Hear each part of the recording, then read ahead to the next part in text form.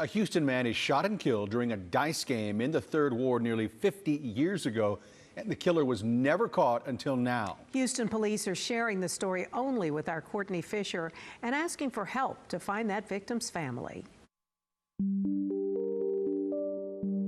We've assigned a good majority of them. Inside every one of these boxes, dozens of unsolved cases. Every file, a person whose family never saw justice. They are black men killed in Houston in the 70s. Louis Jean Batiste is one of them.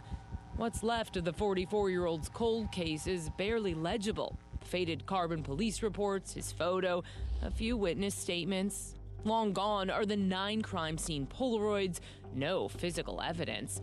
But there is a story about what happened on May 29, 1976 in the Third Ward, as Batiste gambled one evening with the neighborhood group of 20, including a man named Booker Ballinger. So they would pool their money together, buy big boxes of chicken, and go in the alley. They shared it, but they also played dice.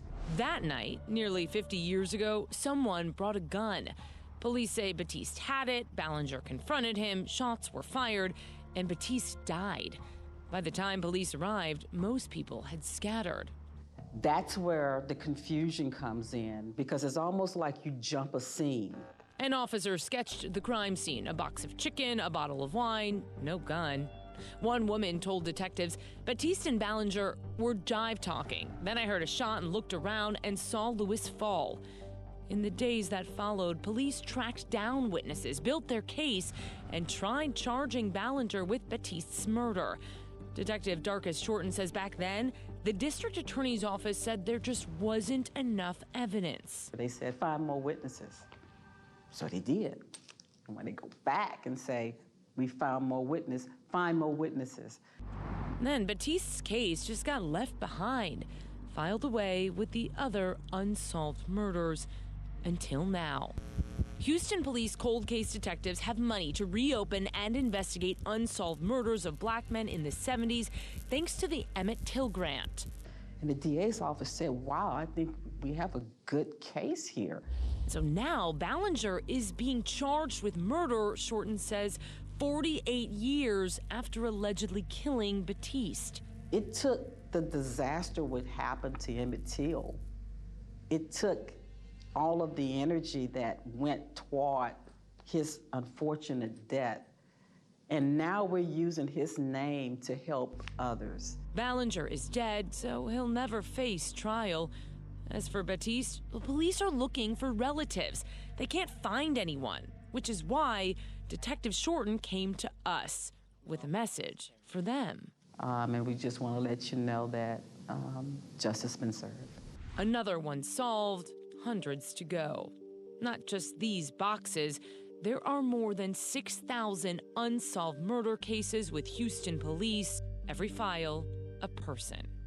I can't help but think of other people, with all due respect, who would say, my loved one who got murdered last year, and I've not heard from anyone about it, and I don't know what you're doing about it.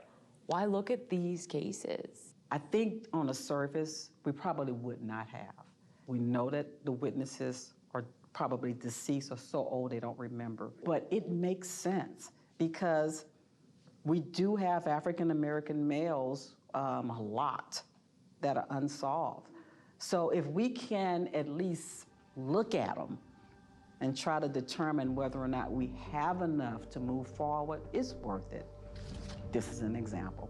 Courtney Fisher, ABC 13 Eyewitness News.